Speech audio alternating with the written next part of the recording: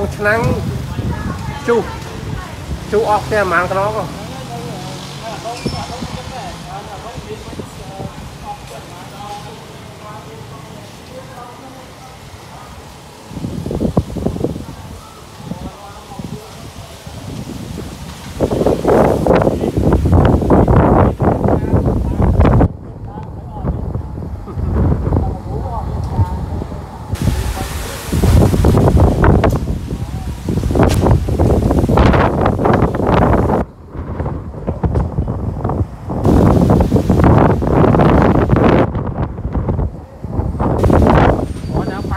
bạn ơi khi mà tôi tò mò cho máu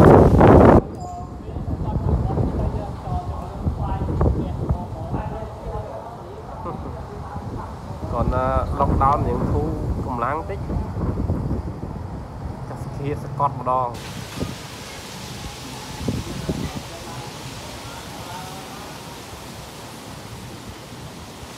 tạo mà thôi